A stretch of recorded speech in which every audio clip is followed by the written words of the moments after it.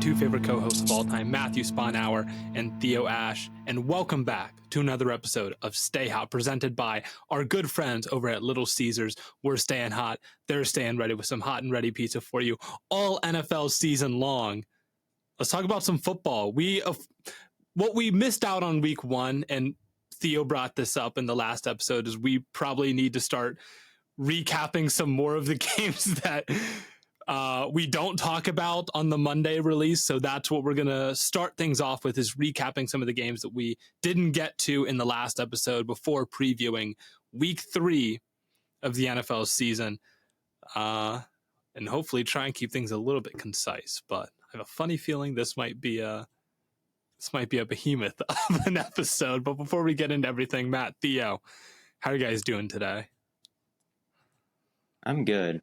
I think we got to talk about the biggest sports story of the day, though, which is that Travis Kelce is dating Taylor Swift. Yes. That's crazy. That is such an insane move by Travis Kelce to shoot your shot on your podcast and then start dating Taylor Swift. And that's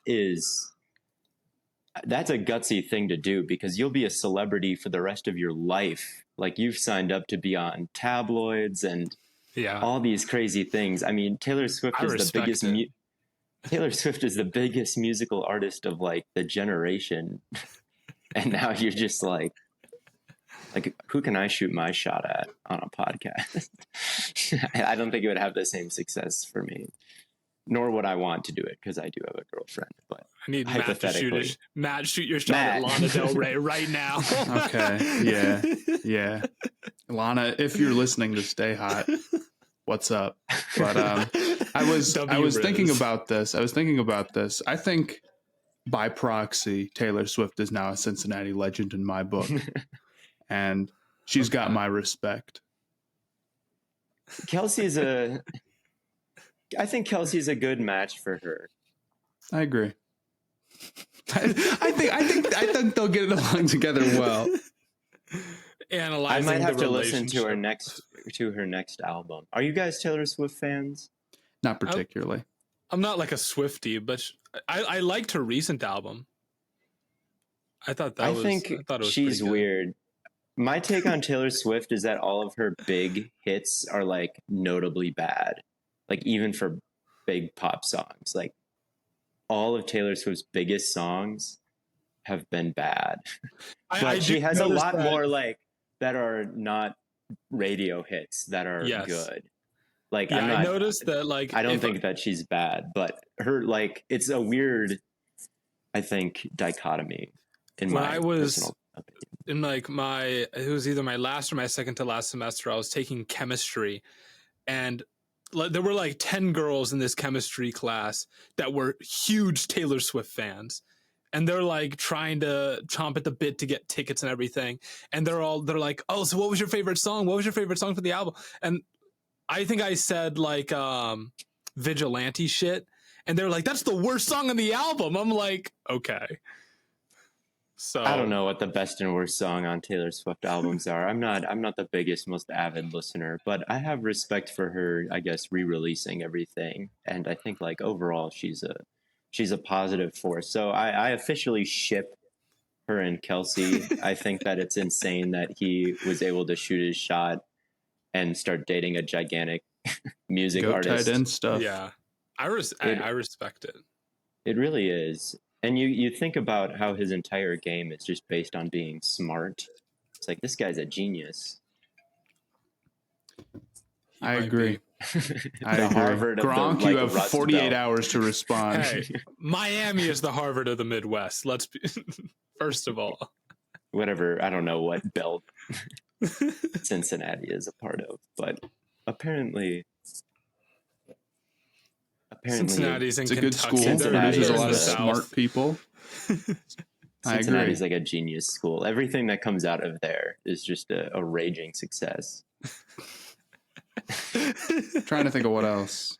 George Clooney went to Cincinnati for a little while. Did he? I didn't know that. Markiplier went to Cincinnati for a little while. I have no opinion on him, but I'm sure I like that he's Markiplier. great. We're rocking with Markiplier. I don't know if we are or aren't. I think we are. I've never heard anything him. too I've bad never really about him. Anyway, enough about Markiplier. Do you guys want to talk about some football? I don't. Do we want to start with the Monday night game since those are kind of fresh-ish? Yeah, let's talk about them. Another week of NFL football is right around the corner, and that means you're going to want to go to see your favorite team live in action this weekend. I know you're excited, but wait, getting last minute tickets, that can be a total pain, but with Game Time, it can be such a breeze. You can get killer deals on last minute tickets and get their best price guarantee, so you can stop stressing over the tickets and start getting hyped for all the fun that you're going to have watching some NFL football. But it's not just football. It's not even just sports. You can get last minute tickets on all kinds of events, whether it be concerts, whether it be comedy shows. You can see everything, and you can get last minute tickets. You get images of the seat views, and you get their lowest price guarantee, event cancellation protection, all of that good stuff. Basically everything that you would want in a ticketing service, Game Time has it for you. And this is why it's the fastest growing ticketing app in the country. So go on ahead, snag the tickets without the stress with Game Time. Head on over to gametime.co or download the Game Time app, create an account, and use the code STAYHOT for $20 off your first purchase. Terms apply. Again, create an account and redeem the code STAYHOT and get $20 off. Already got the best price and you get $20 off. Download Game Time today. Last minute tickets, lowest price guaranteed. The Browns, I think, are such an interesting storyline just because of like how fucked they are. You don't see a team this fucked very often, I feel like. You don't. Oh, you see one team this fucked very often. You're right. There's one team I can think of. It's only a situation Cleveland could be in. You know, they started this finally, like, kind of figure it out a little bit since like 2019, 2020. It's like they're not great, but you know, they won a playoff game and they almost won two. And it was all leading up to them getting into the most Browns situation they possibly could have been in, which is the one they're in right now. It's really awful. Yeah, they were looking. I mean, Baker was, even though he's playing well in Tampa for these first two games, and I would even say playing well in Tampa for the second week of the season. I think the jury is kind of out on week one, honestly. But they had him, and not everyone liked Baker, but Baker had like a rabid fan base, and I think Cleveland was like a genuinely like lovable losers type of team. And now just they're losers, and they're just, nobody likes them, and except for Browns fans. I'm sorry, Blaiden, but it's just such a massive mistake. Like no one even has sympathy for it too, which is like the worst part. Well, yeah, hard to have sympathy. I get that. Yeah, it's. I mean, it's comparable to the Russell Wilson stuff, except obviously instead of Wilson, it's Deshaun Watson, and it's more money and more draft picks. Now the difference is that the Browns are not that bad. Like they're a pretty good team around Watson, but yeah, if he doesn't turn it around, I mean, what can you possibly do? Nothing. It's like, nothing. Joe Burrow and Justin Herbert didn't get within 10 million of Deshaun Watson's guarantees. Like they have more invested in him than any quarterback ever. And so many good quarterbacks came up for like renegotiation or a second contract this offseason, and none of them could get what Watson. None of them.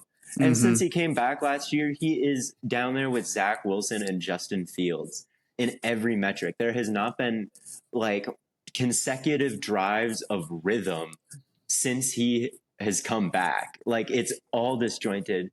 He's taken so many sacks. He's not escapable, but he's also not pulling the trigger on open throws. It is very reminiscent of Zach Wilson, honestly.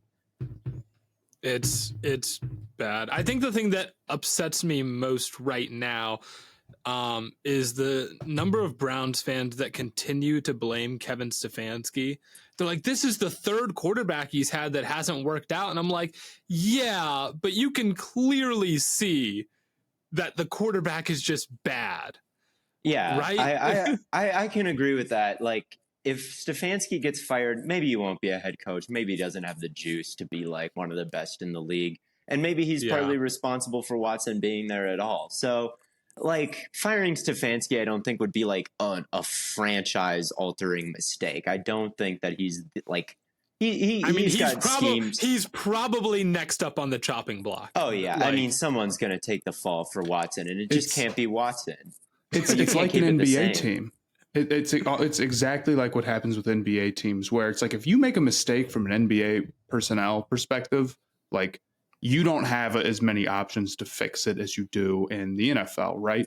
Like if the core of players you build is bad, it's bad, and your options are like, well, we got to change something, get a new coach in there. I think Stefanski might be in a similar situation, even though it's not really like him that is the problem necessarily. Yeah.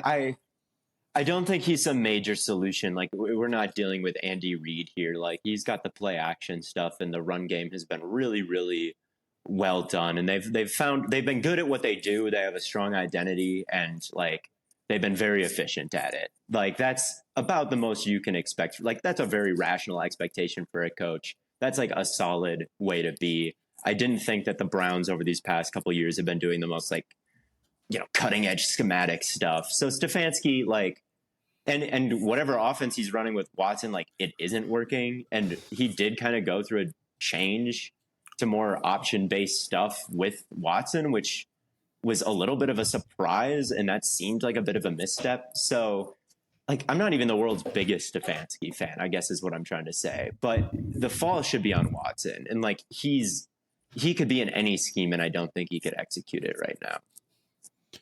Yeah, it's hard to disagree. And, we're only 2 games into the season. I suppose things can change, but it's like we're looking for flashes now with the guy who's gotten the most guaranteed money of all time and who got traded for one of the biggest pick packages of all time. And you took on all this baggage to get him. It's ridiculous, man. It's just not good.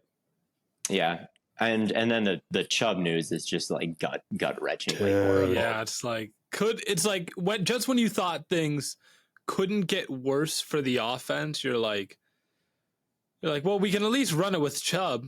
Yeah, right. Because he's the best. Like he's the best, and they have a good interior offensive line. Now they don't have that easy button to push, and like not to victory lap, Matt, but like at least they do have a promising back behind him. Like, and they just signed Kareem Hunt, so like the running game might still be okay because I do like we saw Jerome Ford have a good He's game. A good player. Like he's a good player. Like he's good. Matt Stamp. The difference, he is Matt Stamp. The difference is when the Browns were in short yardage situations, they could not pick up one. They couldn't like pick up a yard on 3rd or 4th and 1. They had to bring in Nick Harris to play fullback so that they could like pave a lane to get that 1 yard.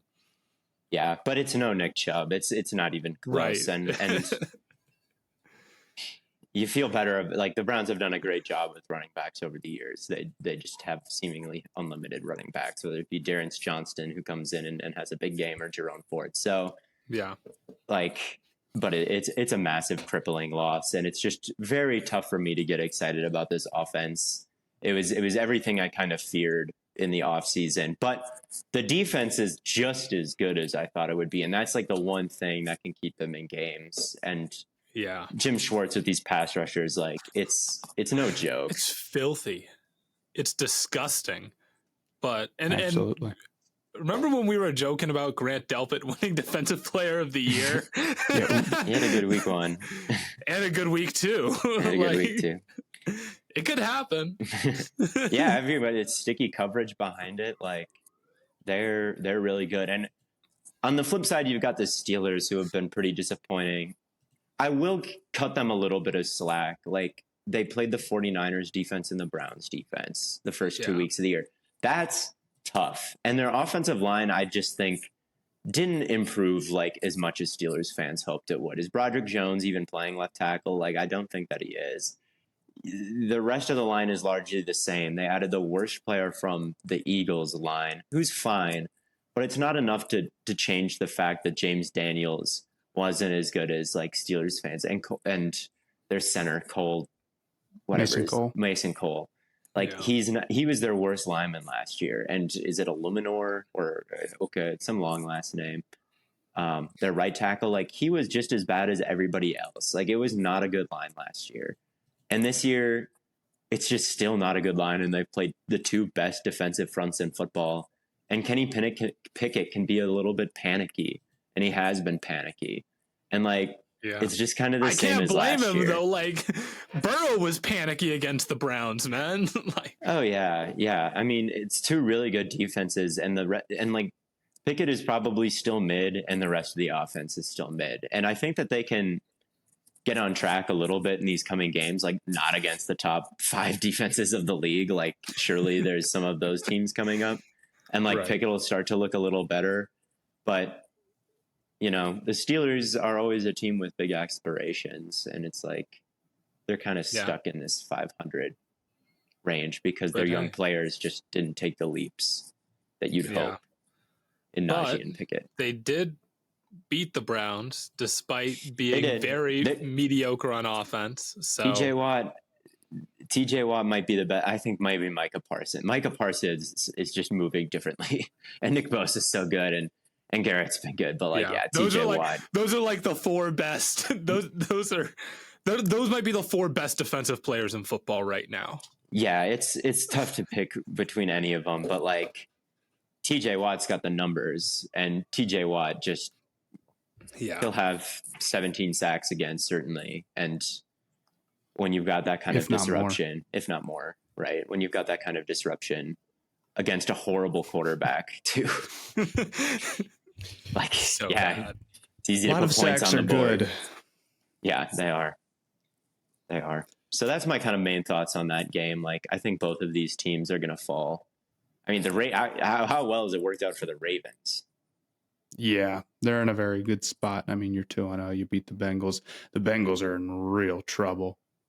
The Bengals, week 3. It could get a. Well, the thing is with Burrow is like, even if he's out there, he's so bad with this calf injury that I mean, they should have taken it to the Ravens, who have their corners are crushed. I mean, we should have been. Burrow's numbers versus the Ravens have always been just elite, and that's maybe not always. Last year, they actually were able to do some things against him. They were able to confuse him a little bit in the playoff games last year. They were able to force him to use his arm a little bit more, like down the field in tight windows. So I guess, but you're right, Matt. Like Marlon Humphrey wasn't playing. Like they have the best receivers in the league. Like it shouldn't have been that bad. I can't help but think they rushed him back. Like he got hurt in camp, and the rumor was that he wouldn't be back until like week 3 or week 4. And I might sit him out week 3. Seriously, like it's just. Oh yeah. I mean, we're at a point where even if he's in, is he helping you win? I'm not sure. You know, I think he is helping you win over Browning still. Like okay, are you going to win? Because as it stands right now, if you could do it all over again, there's no way Burrow would have played the last 2 weeks. Yeah, there's no shot.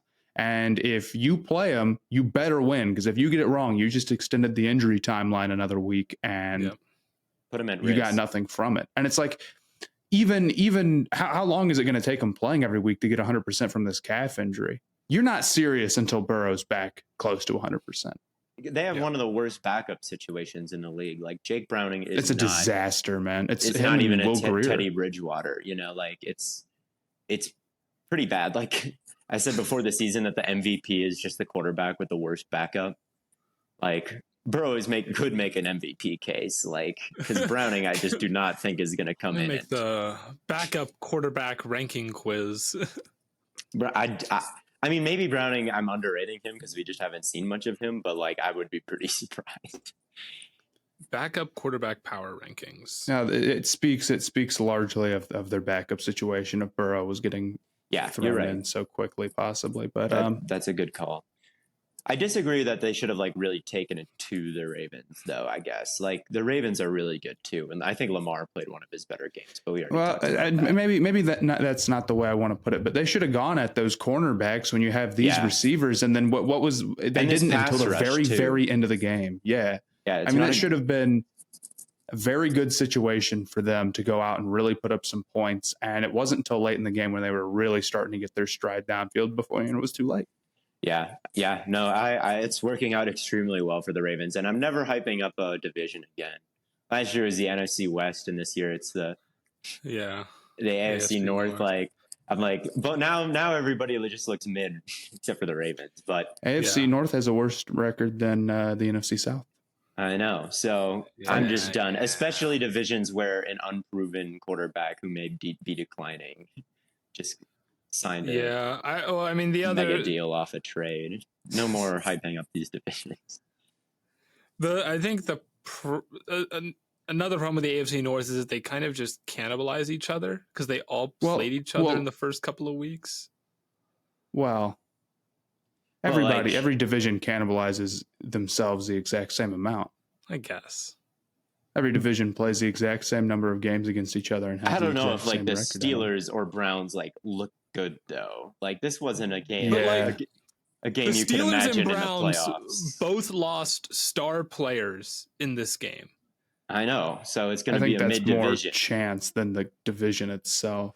Maybe. I just feel like this always happens in the AFC North. Make Little Caesars, the official pizza sponsor of the NFL, part of your game day. Order online during our Pizza pregame 1 hour before NFL games and get ready for some football and some fun. Choose your favorite Little Caesars pizza or pick the toppings you crave. Either way, you win. And speaking of winning, everyone scores with convenient delivery or our in-store pizza portal pickup. So grab some friends and enjoy a few slices during the tastiest hour before kickoff.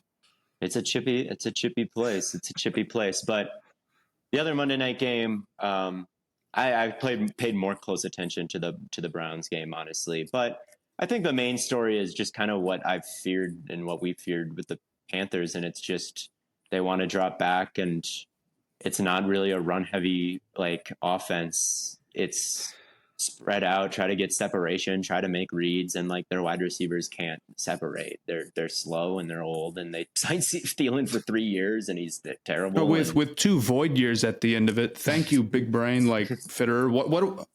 What the hell is the point of that? I genuinely would love to know why do that. I don't know. I remember last year when we looked at the Vikings and we were like, their yards per route run versus man was like the lowest in the league, and they have a Justin Jefferson. That doesn't speak well to Adam Thielen, does it? And like, no, it doesn't. It's like every Thielen like stat said like, yeah, this guy is getting way worse. We want him for 3 years. It just doesn't make any sense, dude. It's just stupid. Fitterer and Coles had a mid-off on those number 1 overall pick discussions. Just, I mean, it's a disaster. It is a disaster how bad they are, man. I mean, Bryce Young maybe like you're building it out wrong. It doesn't even feel like the right pieces are in place. I mean, look. It just misses, man. They're just missing on it. It's like almost like the Chiefs wide receiver situation. People are like, oh, they need to invest in why won't they invest in wide receiver? Partially because they let Tyreek Hill walk. Okay. The real problem is that as it stands right now, Chiefs just didn't hit on any of their guys. They're trying. They're just missing. Right. Mm-hmm. It's the same thing with the Panthers. No, we went and signed the guy. We've got 2 second-round draft picks right here. They're just not good. That's the problem. We don't have like, God, I see Hunter Renfrow and like trade conversations. I'm like, wow, that would change everything for the Panthers. It's ridiculous, dude. And I want to go back and watch the all 22, but I can tell you on the broadcast, yeah, nobody's getting open. Bryce Young has maybe had like 3 passes that weren't underneath that got completed in the first 2 games, man. It's just totally ugly stuff to watch. And you can tell he's getting pissed out there because it's unreasonably bad. And like, it seems like they've got this idea that, well, Bryce can do what Bryce needs to do. Like Bryce doesn't need, the easy button stuff. Bryce doesn't need, things schemed up, and like Bryce can seriously drop back and do all that stuff. And maybe he can, but the receivers cannot. Yeah. And your passing game will not be successful until A, you get new receivers in there, or B, you start making it a little bit easier on Bryce. And then they start up the talk of like, we got to stay on pace. We got to stay on pace in the set of downs. It's like, oh my God, season's over. No good team has ever said that before in the history of football. It's just so frustrating. And then, of course, J.C. Horn goes down immediately. Backup cornerback room, total disaster. And Dante Jackson and C.J. Henderson, both Fitterer decisions. And then Shaq Thompson, of course, season over. Totally sucks. There's just so it's not any like one decision. It's just like you just keep missing. It's just a lot of misses. Not a lot of second and third round picks doing much for us right now. That have been drafted under Fitterer. Not a lot of great free agency signings, and letting a lot of guys walk who we should not have let walk. They're just starting to compound on themselves, and it's turned out that the roster overall is really struggling because of it. I mean, outside of Frankie Louvu, there's just not a lot of like, wow, that was a great hit by Fitterer moves. No, it feels like they built it out wrong. And even the trade for Bryce Young, like maybe it would have been better to keep your first round picks and just be in the like wait one more year instead of trading your best weapon to go up to number one. Like, was this class good enough to do that in like, because they would have sucked. They would have had a shot at keeping all their resources and adding Williams right now. And I wonder a little bit about if that will be viewed as a mistake. I disagree. You disagree? You think I it was do. the time to pounce? No, it's nice to be like, wow, Drake May and Caleb Williams are probably better prospects than a lot of the guys in last year's class. But you're waiting a year. First off, the Panthers have been, this class forever. There's no guarantee that they're going to be bad enough if they don't make the Bryce Young trade to go and get one of Williams or May. And there's no guarantee that they can trade up and do it. That's not always on the table to trade up for the number one overall pick. In fact, when there's quarterbacks, it almost always isn't. So at the end of the day, the odds that one of Young, Stroud, or Richardson turns out is probably pretty good. And it's on you to build out the roster and make sure that you get the right guy. Now, I'm not saying I have no opinion on Bryce Young yet. Mm-hmm. I'm not going to go out and slam him 2 games in and he's on a very bad team. But as it stands right now, their real problems were not. This has been a long time coming. This has been made up by a lot of bad moves, a lot of mistakes. We could have a much, much better team. Curtis Samuel could be here and Reddick could be here and Gilmore could be here. Right. And if you would just hit even a little bit more on the second and the third rounders, I'm not even asking for day 3, which has practically been thrown away. Then, we could be talking about a team with a lot more talent as it stands. It's just, the star core players are pretty good. Outside of that, it's rough. Yeah, I mean, Fitterer has been terrible, and the organization has just been unserious. Is there still a half-finished practice facility out in the middle of nowhere? Like, that hasn't been finished. It's incredibly frustrating. Just how all over the place it is, and it's not even that we're just missing on picks. It's just bad process too. We're just turning down the picks for Burns, like, and then not having a big contract ready to go, and then dealing with this whole crap. It's like, dude, what are you doing? The Thielen deal is like who would sign that deal? I'd have done contract analysis on my TikTok page that would have told you like never, ever, ever, ever, ever. Like it would be ridiculous. Like that's first day of contract. Don't sign old players for a long time when they're showing signs of decline. Like preschooler stuff, I feel like. So yeah, I mean, you can take a page out of the Browns book when they signed Dwayne Bowe and Brian Hartline. It's just ugly stuff, man. It's just too many. Yeah, ton of mistakes. Too many paper cuts. And then the Saints are also played, but they're not quite as interesting as Bryce Young. Like obviously, like realizing he's in a bad situation, and like the collective fan base realizing that at home, like doesn't quite have as many interesting talking points. But I like the Saints defense again. I think their secondary once again, like Marshawn Lattimore is a really good corner one. He's capable of being locked down. Maybe gambles and loses more than like the top man-to-man coverage guys of the era, but like still pretty good and capable of following guys around. And he's had a great start to the season. They've been able to generate pass rush with Granderson and others a little bit, and it hasn't been the most difficult challenge against the Titans and the Panthers, but the defense looks just good enough, and Olave and Michael Thomas look just good enough to be like. Olave is different, man. Yeah, he's different. Nice. He's a real. One of these days, mover. we'll get an Ohio State wide receiver in a good situation. I promise. One day. It happened with Michael Thomas for a little bit. Michael Thomas is the only one that I can think of. McLaurin. And we'll talk about Howell later. McLaurin has been struggling.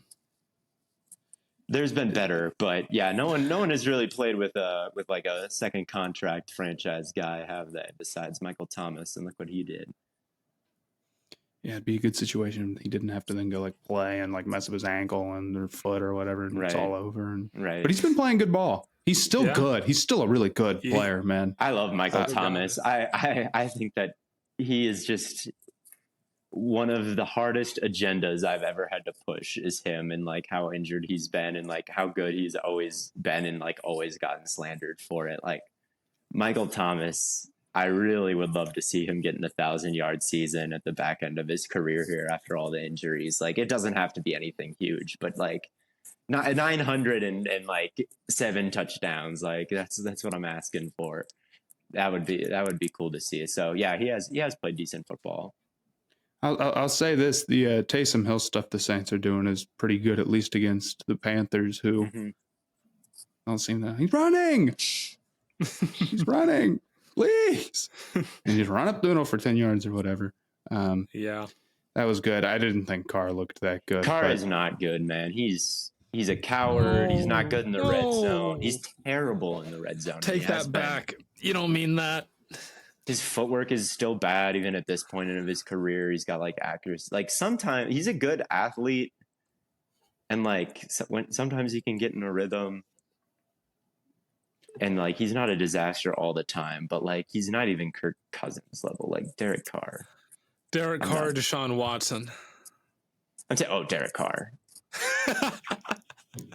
I'm not answering. You could tell me Zach Wilson or Deshaun Watson, and I'm not taking Deshaun Watson, unfortunately. Oh no! Like all things considered, money not an object. Money's not an object. I'm still not taking Deshaun Watson. He's really the worst, like just player to have on your roster in the whole league. I'm taking Jerry Tillery over Deshaun Watson for considering all things. This moves mountains, man. It's tough. But yeah, the Saints, they have, I think, their limitations at quarterback, and the pass rush doesn't have like any kind of Chris Jones anywhere near there. So they're a low ceiling team, but they're 2-0 and their schedule is still easy. And my take on the Saints hasn't really changed. But enough about the Monday night games. What did you want to start with? This episode of Stay Hot is brought to you by Underdog Fantasy. Underdog Fantasy is the best fantasy app around. You can do fantasy drafts for specific games. There's all different kinds of prize pool, whatever you want to put into it, whatever you want to get out of it. They've got their classic pick'ems. I'm sure you've seen people post theirs online. If you've never done it before, it gives you a higher or lower for a bunch of players in all the games. You can pick the over on Puka Nacua receptions, Puka Nacua yards, Daniel Jones rushing attempts, and just kind of fill out a couple cards of that. It's a good time. It's a good time over on Underdog Fantasy. And we've got a promo code for you. Stay hot, one word. They will double your deposit up to $100. So you put 100 into it, they'll give you 200. You put 50 into it, they'll give you another 50 and you'll have 100. You put 101 into it, you'll get 101 because they won't double your deposit over $100. So that is the terms of the deal. Use the promo code Stay Hot. Use the Underdog Fantasy app. We already mentioned Howell, and I feel like I haven't talked about. I want to talk about Denver, Washington a little bit. Okay. Let's do it. Let's do it. So Denver, let's Washington. Thoughts on Howell. I guess first order of business. That throw deep over the middle. It was nice. He's I mean, so sad. He's not so horrible. He's not like He's a gamer. Look. I mean, are we talking about him in the idea of like all quarterbacks, or for a guy who's a 5th round draft pick? I think for now we can talk about him in terms of like, can he win games for the Commanders? He can at least win one. This I'm sure of. So Well, they're 2-0. Yeah. I don't know. I thought a lot of the stuff he was doing was maybe a little one read, a little bit, kind of looking down this guy, a little bit of a schemed open. They'd run some people deep, and it's like somebody coming across, and you just hit the guy coming across or whatever, and things like that. I don't remember being particularly impressed by like him under pressure. No. No. And I don't think there was any moment where there was a few throws where it's like he's fairly aggressive. Yeah, he's like a solid amount of aggressiveness, and that's good. That's really important. And that throw deep he had, like, he's got an arm. It's not there. But I wasn't like, oh my God, Howell is like actually super crazy. No, I was not impressed with the down-to-down consistency of Howell. Like, too many times I felt like he tried to just run around in the backfield and take a bad sack. And he took so many sacks in college just like that. But he's a playmaker. He's very head down sometimes when he gets under pressure, I feel like. Yeah, I agree. But there are some really big time throws, and he can break tackles. So I'm not impressed with the down to down consistency, but the big plays are nice because he can give you more of those a game than even some starters across the league can, because he does have juice in his arm. He does have accuracy down the sideline, and he always has had that. And there were a couple nice moments of pocket presence too. I don't think it was a complete disaster all the way through. No. Like, he zipped some over the middle, and there's obviously the post to McLaurin where the safety stayed down and he just ripped it right over him. That was awesome. But even early in the game, there was a dig that he kind of stepped up into pressure and hit it. So there's like some promising things there. And I also think their running game has impressed me a little bit. At least last game. I honestly didn't watch their game against the Cardinals because it was Commanders Cardinals. That was one that I skipped week 1. But against the Broncos, I thought Robinson was running really patiently, and he broke a lot of tackles. And I think that he was really reading things out well, and just kind of had an underrated, like, Frank Gore-esque game to me, which I liked. And the offensive line figured to be kind of a complete disaster, like if you heard people talk the first week of preseason. But, they were playing Jim Schwartz and that Browns team with some starters out there. Like, they've played 2 mid defenses so far, and like they look like they're at least on the same level of kind of questionable offensive lines. But that's good. It's not a complete eyesore. I think he's kind of like Baker. Yeah, like, I think he's a lot like. I think that's a good take. Like 2019. Like pre shoulder injury Baker and the Browns. Yeah. It's pretty good for a 5th round pick. Like, honestly, it's like, okay. I didn't love him coming out of the draft because I thought he was very Bakery, but I didn't think he would fall that late. Yeah. But considering what the first guy was taken in the 3rd, so like, at that point, it's kind of a crapshoot as to where anyone goes. But yeah, I mean, Bieniemy, like, he did scheme up some good. Every screen they called worked amazing. I thought their backs, both Robinson and Gibson too, and more in the passing game. Gibson, they both got after it, made some really, really nice plays. The line, Charles Leno was pretty atrocious early in the game, but as the game went on, they started to protect Howell at least a little bit better. It's not a great line, but again, a line capable of putting up 34 points. So, yeah, I think that with that defensive line and that defense, like, they can definitely be feisty week in and week out. Absolutely. Yeah. It definitely gives them that tough defense big plays on offense, we make the wild card upside that maybe they haven't had in a couple of previews. Well, they've always had that upside, but they always have had that upside. They have, and I think with they have a little bit more upside with Howell. Like, I think already, like, he's hit some throws that I would not expect Heineke to make, or Wentz. Yeah. So yeah, it's not a huge upgrade. Like, I don't think that he's like straight up good at this point, but I liked what they brought to the. I liked their game. The Broncos, though, I know the analytics kind of say that they're underrated right now, and like they're unlucky to be 0-2, which they are to some extent. But like, Russell Wilson took 7 sacks in this game.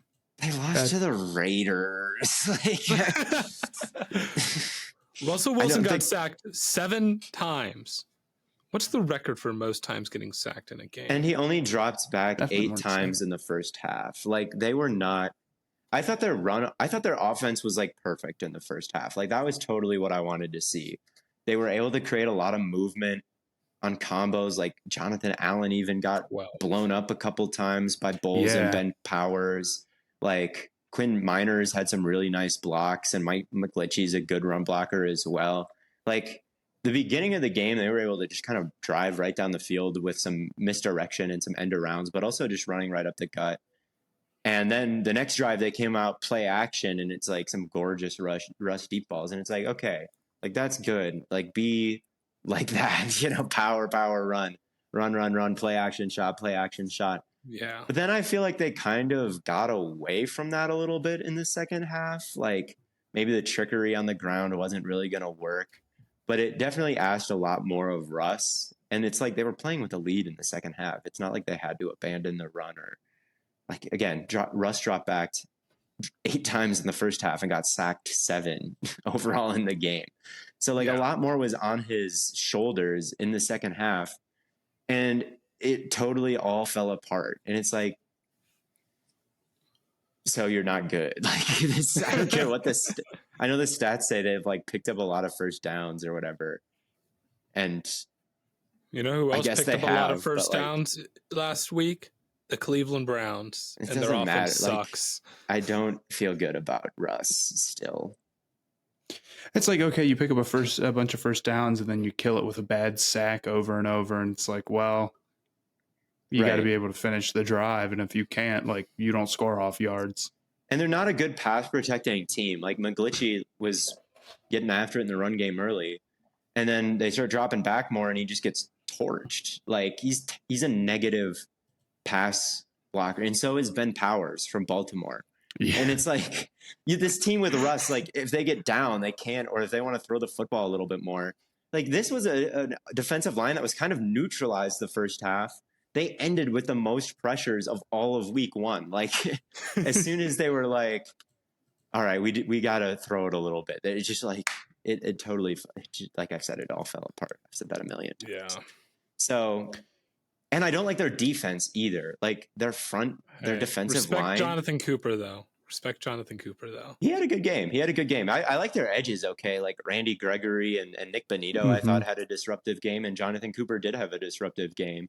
Like, their edge rushers can rush the passer, but against the run, like, they lost Draymond Jones to the Seahawks, and they play a lot of, like, bare fronts. I feel like I see a lot of number 90s out there, and none of those interior linemen have played well so far. And their linebackers aren't super physical. And you know what? It kind of just makes us feel like we did in the offseason, where it's like, okay, well, none of their defensive linemen, well, they spent a whole bunch of money on Zach Allen. Mm-hmm. They can't pass block, so they spent a whole bunch of money on Mike. Like, it's tough because not only do they have a lot of holes, but there are things they tried to patch with kind of big contracts, and it hasn't looked great. Yeah, it was a really good defense last year. What was the stat? If the offense scored like 2 touchdowns a game, they would have had like a vastly different record. Like, it was a good defense last year, and then this year. And obviously they changed coordinators, and I think Iveri Gero did a really good job last year. But I don't even think there's that much that Vance Joseph can do. Like, look at who his other corners outside of Surtain are. like 27 and 21. They've been getting picked on since the season began, and it's like, who are these guys? Like, they're not high draft picks. They're not super like big name free agents. They're just kind of replacement level players that are out there outside of Surtain, and you can kind of avoid Surtain and be completely fine. And you can run between the tackles, and you don't really have to worry about their linebackers, although they're like decent, I guess. Like, the personnel isn't great on defense, and you still can't really drop back and throw the ball. It's going to be a long season in Denver. That Russ contract screwed their future, and their future still looks screwed. Like, it's dark, just like we said that it would be last year, you know? Like, it's not really a move you can come back from. The Browns or the Broncos? Definitely the Browns, because they gave the bigger contract to the worst player, it feels like. You don't mean that. I guess there's some chance that Watson turns it around because he's like younger and more athletic, but he's not as athletic as he used to be. He looks slow. Does he look slow to you? Oh yeah, like maybe he can is capable of getting in better shape, but again, like the Broncos are in a better situation for a reason. Yeah, but hey, the Browns have a winning record, or the Browns are 500. And the Broncos are 0-2, so they are better than the Broncos because they have the way better defense. Yeah, they do. Look, man, I like to work out, but what I don't like to do is sit down and plan out my week, and then like every 5 weeks I have to change it up because you can't keep doing the same workouts over and over, and you spend more time doing that than you do actually in the gym. I can't stand it. So what I've been doing is using Fitbod to help custom make a fitness routine for me personally. Now it's as easy as I wake up first thing in the morning, go to the gym, and I don't even know what I'm doing until I get there and open my app. If you'd like to try that for yourself, which I think you should, I always feel better when I get a good workout done in the morning, you can go to Fitbod and get 25% off your subscription at fitbod.me/stayhot. That's FIBOD.me/stayhot. Get swole like Matt. They do. But do we want to talk about the battle of rookie quarterbacks, which didn't last too long because Richardson got hurt again? I'm terrified. He's gotten hurt in both games. I know. But they still won. And Richardson looks good when he's in the game. That's what's awesome. He does. Very limited snaps, though. I thought Stroud was interesting. He really slung it. Yeah, where did he throw it, like 50 times? Yeah, he threw it like 50 times. It's crazy. I think it's a lot of what we saw from him coming out of Ohio State. I do. When the pocket is clean, he can get through his reads. He's very accurate. Like, the level of touch and accuracy, for the most part, that gets you like guys breaking off big runs because you've kept him perfectly in stride. And he's pretty aggressive. Like, he had a throw over the middle. Very aggressive. It's been awesome to see how aggressive he's been. Yeah, he's been throwing it over the middle into tight windows. I'll pause and be like, man, I think a lot of quarterbacks would take the flat here, and he doesn't. It's good stuff. Yeah. But when the pressure gets in his face, it's too quickly rolling out of the back of the pocket, or not willing to stand in there with somebody coming towards him and make a throw, because he could make those throws and he would hit those throws and he has time to do it. And he just doesn't quite have that, I'm going to stand in here and maybe, take a little bit of a hit or have somebody bearing down on me. And it's a killer. I agree that his pocket movement hasn't been tip top, but at the same time, he only has Tunsil out there in the right. He has 4 backup offensive linemen, or like, there's plenty of plays. I think 4 of the linemen are. There's plenty of plays where it's the offensive line just folds so quickly. I don't blame him, but there's plenty of plays where you're gonna be pressured sometimes, and he's either getting out of there too quickly and not making the throw, or he's not stepping up like he could. Yeah. I do think that the pocket movement is I think it's overall good for him. But it is though. overall it's good. Game 2. It's overall very good, considering that his situation is not that much different than Young's. Like, with the offensive line being as bad as it is, and the receivers, they're not crazy either. I think that maybe the culture and like the pieces fitting together just there's a little bit more cohesion and chemistry in Houston. It feels like, but man, on paper, he's leading the league in yards almost without too much around him. And I just did not expect this kind of aggressiveness, and his accuracy on the move has let him, even when he does bail, like put the ball in a good spot and make plays. Nico Collins, good. Nico Collins, yeah. It's like Nico Collins isn't bad. It's like the Panthers situation, except Terrace Marshall Jr. not doing much. Nico Collins is. Yeah. Okay. Adam Thielen, not good. Robert Woods, not a bad veteran.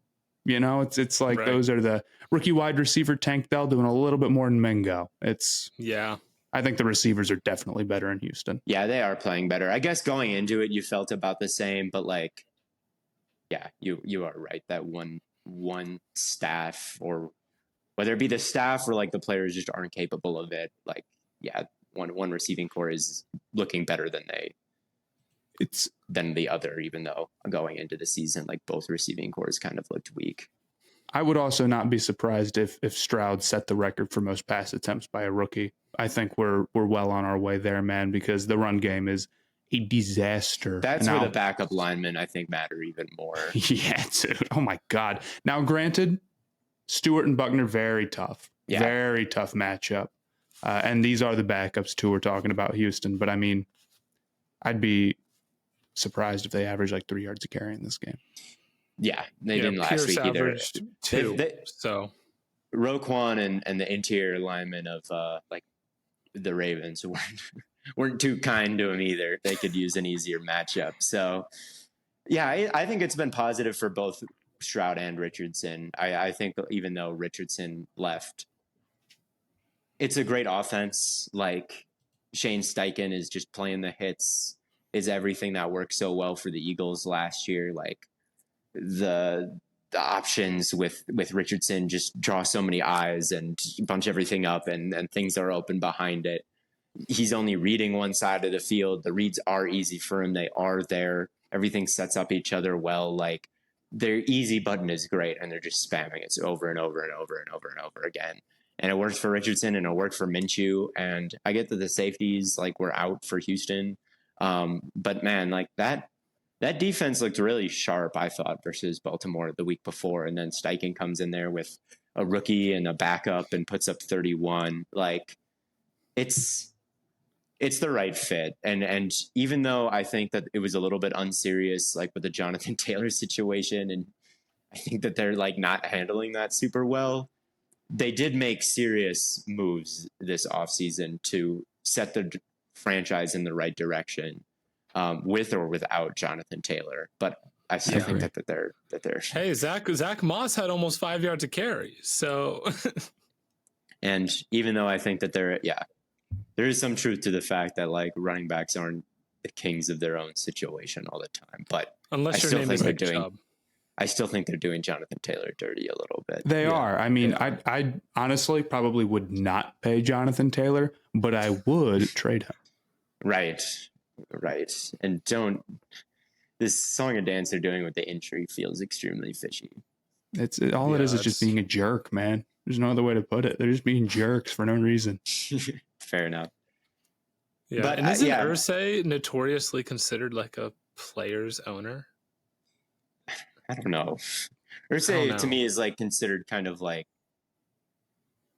unfairly or not, like kind of an unhinged guy. That's the only thing I adds up. Really hear about Irsay is like Irsay's a little nuts. Like kind of a loose cannon. That's what I hear. So I think both you got to feel good about both of these quarterbacks. I do think that you still feel good about the Texans defense to some extent.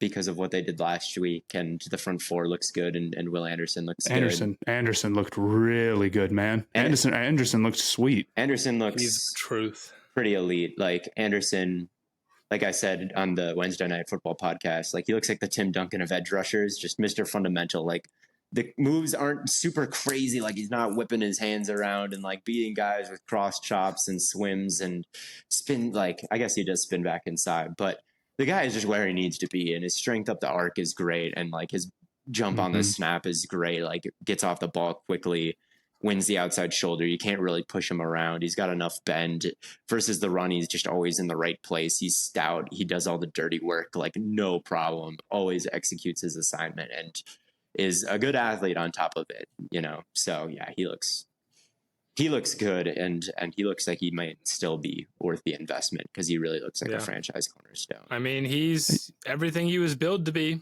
coming out. So living up to the hype. Yep. Both him and Carter are. And Gonzalez. And Gonzalez. I mean, kind of all of our top defensive players are all, would you believe that they're all very good? The best players in the class. Good guys. Right. Bijan's good, right? Like all those guys are good. If we want to move on to Chiefs Jags, this might have been the most requested game that we didn't talk about. Chiefs get the dub. Boring on the spot, like the box score, but it wasn't. This was like game of the week. And we didn't. We were just like, oh, whatever. It's so low scoring. Sometimes it can be hard to tell, but the Chiefs defense is nasty. Like, yes. Yeah. Chris Jones came back, and you thought maybe after missing so much time, could he be like a little out of shape, a little bit of a slow start? No, he said that his legs felt fresh, and like they looked fresh, man. He was torching everybody. He didn't even need practice.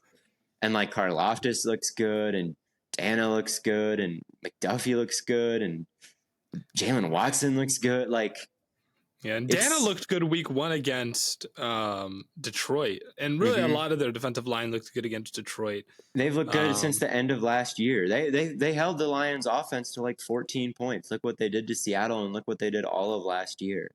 And the Chiefs defense has been like this for a while. It was like this through all the playoffs. It was like this through after their bye last year, and it's just still good. They hit hard. They're super physical. They've got pass rush.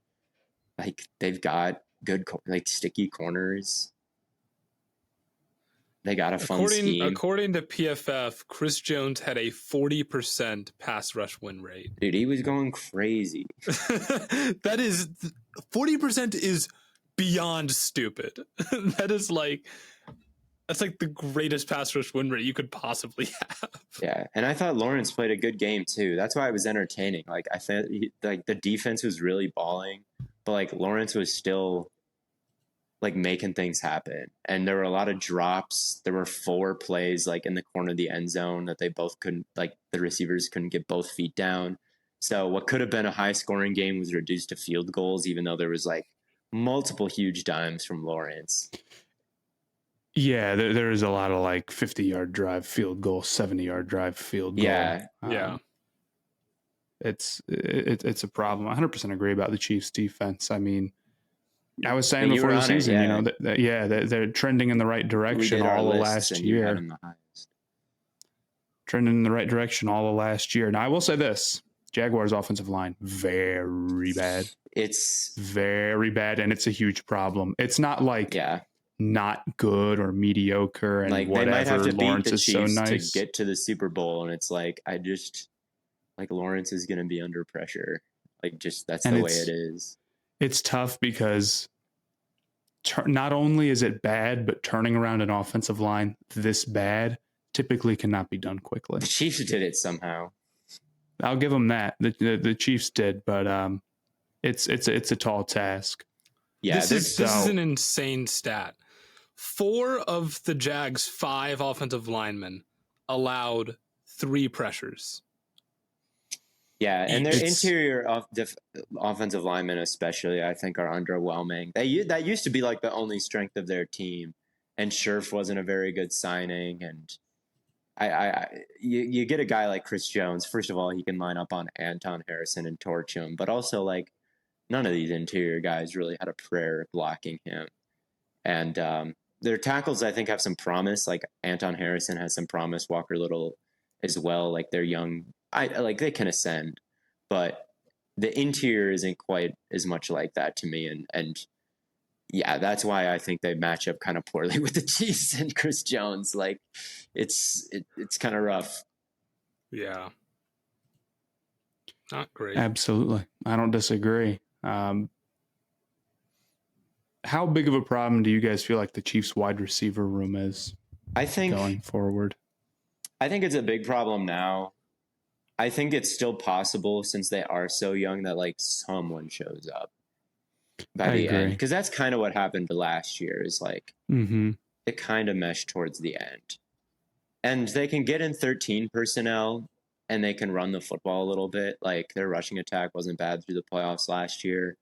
They had a great run by Pacheco that gave them a little bit of life, where the tight ends comboed. Trayvon Walker created a bunch of push, climbed to the next level, sealed.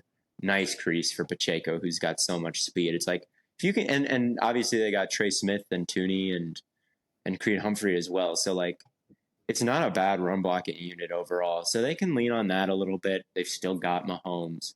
They've still got Kelsey. They've got a great defense. Like, that's a formula to win a lot of regular season games.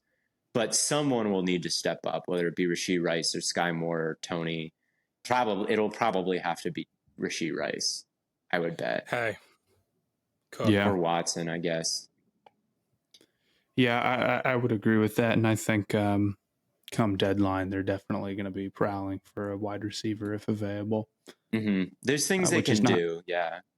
They've got options, and it's not like you need them to be superstars or anything. So, but I thought this felt like a heavyweight fight. Like, the stars were starring.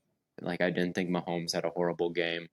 There was a pick that Cisco had where Mahomes got leveled.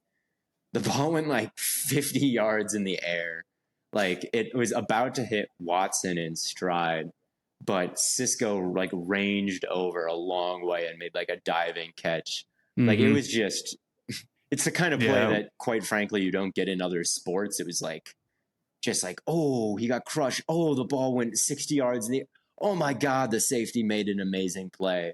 And there were a couple of plays like that where you're just watching some elite players go at it here, with Ridley had some drops, but made some huge plays. Lawrence had some huge plays. ETN had some huge plays. Like, it was if you can go back, if you have NFL Plus and haven't watched this game, like, it was about as entertaining as like a 17-9 game can be. I'm like, all this to score 26 points total. Yeah, it felt like a playoff game to me. Like, it felt like we were watching really quality teams. So they're just kind of like the Jaguars defense looks way better, and so does the Chiefs, quite frankly. Like, these aren't one-dimensional teams, and whether the Chiefs have it, like, their defense might be better than their offense as long as their receiving core is like this.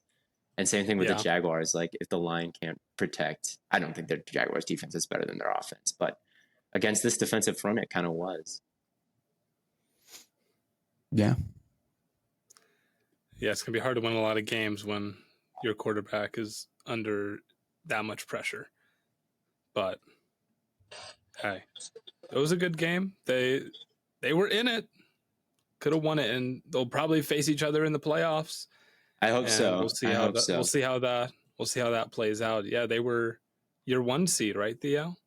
They were my 1 seed, so this is a tough one. It's a tough one to drop, but they look good. Like, they still look good, and they still beat a Colts team and ended up being a double-digit victory, and they didn't even play as well as they could, I thought. So, I don't know. I think that they're still pretty good. Yeah, but for sure. The Chiefs, they're still my number 1 team in the league, is what I would say. Yeah. It's just tough to fade them. It is. They've got Mahomes, and they've got a crazy defense, and hard to beat that. You know, they're really not that far off. It's not like it's everything is crumbling around Mahomes. It's just somebody in that receiver room's got to step up. They got to hit on a receiver or two at some point. Yeah. 1 catch from Tony, and they're 2-0 against 2 teams everyone had in the playoffs. Like, they can match up. They're still my number 1 team. Yeah.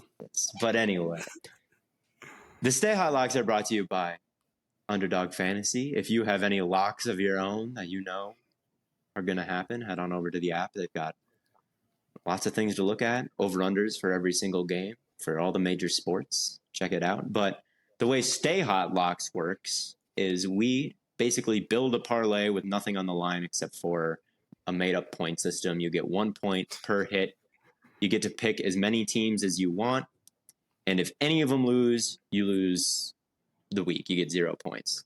But if you pick one and that one team wins, you get 1 point. If you pick 5 and all 5 win, you get 5 points. So it's kind of a game of odds. You got to play the matchups. And right now the scoring is I know that I'm at 0. You're at 0. I was this close to taking a pretty big lead early on. What lost you? What lost you? The Browns. I locked the Browns over the Steelers, but I You had locked them when faith they had Nick Chubb when I locked them. So that was unfortunate. I think it should count anyway, but I'm not giving you that one. No. I locked a ton of teams last week. I think only one. And it almost hit. The Lions are the ones that lost it for you. Right. In overtime. And then Matt had the Chargers and Bills, and the Chargers lost that one for you. Yeah. So wow, we suck. We do not trail us. To one team. Do not. This is not go on Underdog Fantasy and bet. Do not bet with the locks, and nor do I think that you can even do money lines on Underdog. Maybe you can, but since none of us scored this week, I say we just do the same orders we did last week. And I think I'm going to go ahead and take the San Francisco 49ers on Thursday Night Football against the New York Giants. The Giants looked a little bit better last week against Arizona. They figured it out, but they were down 20-0 at one point. And I don't think the Niners are letting you come back if you go down 20-0 against them. Like, no way, no how. Yeah, the Niners look pretty good. Giants, they did come back against the Cardinals, but they had to come back against the Cardinals. Right. We have another Monday night doubleheader. I don't like the Monday night doubleheader. No, I'm not a fan of them. Yeah. It's kind of a difficult week, but I'm going to say, wait, you pick next, Matt. I get the turn. Oh, do I? I believe so. There's two kind of gimmies here. I'm surprised you didn't take a different game, Blaiden, to be completely honest. Really? Yeah. Yeah. All right, I'll take Chiefs. Why not? Yeah, over the Bears. Over the Bears. Yeah, but there's another game here that also is a pretty. Yeah, I'll take the Cowboys over the Cardinals. The Cowboys defense is swarming. The Cardinals still have Josh Dobbs. They've faded down the stretch. Any of 3 of those. Cardinals look a little better than I thought they would, but Dallas also looks a lot better than I thought they would. So they're feisty. Yeah. And then Theo, Still you get the turn here. I do get the turn. I'll take Seattle over Carolina. I don't think that I wanted them. This Carolina offense is outpacing what Seattle has done. No. The Rams always give them trouble.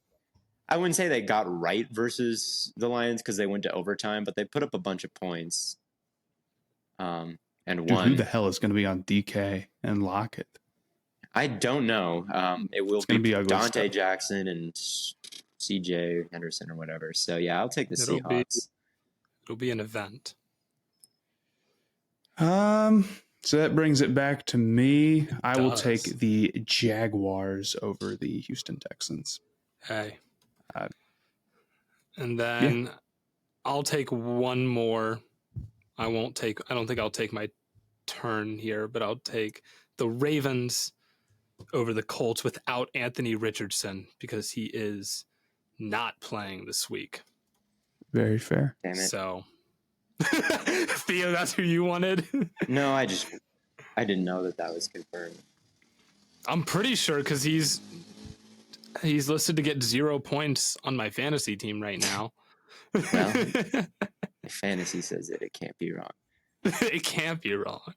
Matt, but even if Richardson does play, this is a defense that could probably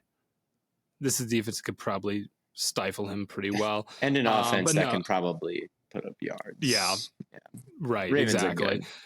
But I'm not going to lock anymore. So it is Matt's turn. I'm thinking about it. I'm thinking about maybe Dolphins over Broncos. I was thinking about that too. but I just think it's bad math to go for 3 teams. I don't think you should ever do that. I think you should always go with 2. So I haven't thought too much about it. I'm sure that there's a mathematical answer. Like you could probably bet it off the money lines. Like as soon as it gets into plus money, don't take it. But I never look that deep. The stay out locks are not that deep to me. But I do want to get on the board. Yeah. So, Matt, you have to make your decision. But I'm not taking anything after you. Okay, yeah, I'll stick with my 2. 2 is fine. Okay. I really want to, but 2 is fine. Yeah, I think Seattle, and I'm rolling with Seattle and Dallas, and I'm going to feel okay about fading it. I would bet against the Bears every week. I think that's going to be my thing. Unless you guys, I'm going to bet against the Panthers every week until proven otherwise. I probably should have taken the matchup against the Bears because I think I have them dead last in my power rankings right now. As you should. I think everyone should have the Bears dead last in their power rankings. I don't know who else you would even say. Maybe there's Arizona, other teams that are really bad, but Arizona is kind of terrible with like actually not so bad vibes. Yeah, everything in Chicago is like a total disaster. Right. Yeah, it's awful there. I'd put them in the Panthers in the bottom 2.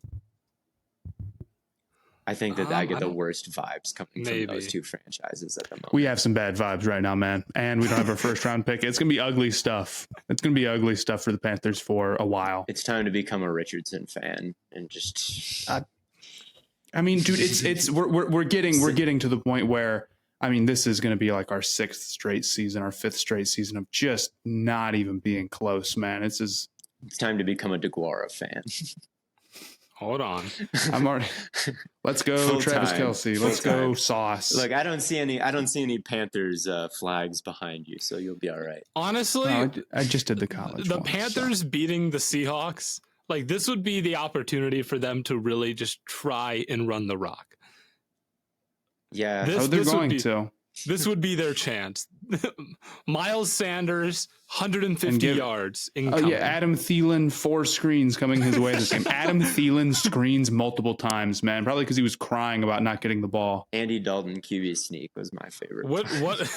What's a worse play, an Adam Thielen screen or a Keenan Allen screen? Definitely Keenan Allen has been balling. Keenan Allen's a dog. He's a dog still a little bit. Adam Thielen play is way worse than Keenan Allen play these days. Keenan Allen is not even sadly, but I didn't think he's still good. He's still good, but he's not running a 4.4. He was making people miss. He almost scored a touchdown on a screen in the first game. Like, he did. Making people miss. I'm like, how are you get? What's going on? What are you letting Keenan Allen do? You like? I get it versus zone if he like gets you because you can read defenses like that. But I'm like, you're letting him beat you. He's like Kelsey a little bit. He's a little bit like Kelsey. Oh yeah, he's totally like Kelsey. Him and Cup and Puka Nacua now underneath zone merchant. Hey, I mean it works. Like no, they don't know how to stop it. Like what? Puka Nacua can put up as many yards as he wants, man. I said that he was a diamond in the rough. So keep stacking the wins, Puka. Puka Nacua has the record for most yards through first 2 games ever. Or most receptions, not yards, receptions. McVay, no one is as good at making it work with bad ingredients like McVay. Not that Puka Nacua is a bad ingredient, but like I liked Nacua, but it's like he wasn't super. Obviously, he's doing a little bit more yeah. because of McVay. Like, no disrespect, but it's, a bunch of catches. Okay. Right. He's not the greatest receiver prospect ever. But, yeah, no, the Rams are cool getting it done with just parts they found laying around. But not even, like, Tutu Atwell, they kind of reached on. They, like, wanted these parts. They didn't quite. We are on, if I were to pick an underdog, I picked the Rams last week. I might pick them again. Cincinnati's favored by 2.5. And Burrow's like on the rails a little bit about, whether or not he's good to go. The Rams I picked the Rams too in my pick 'em. But anyway, let's get out of here. Yeah, let's get out. Thank you all for tuning in. It's been an absolute blast. I don't know what I was going to say. I was going to say something. We're going to recap these games, as we get to the end of the weekend. Sunday's going to be fun. Monday night, we've got Eagles, Bucks, Rams, Bengals. I'm sure those will be some fun games too. But until then, till we get to that Monday morning recap, thank you all for tuning in. We'll catch you on the flippity flop.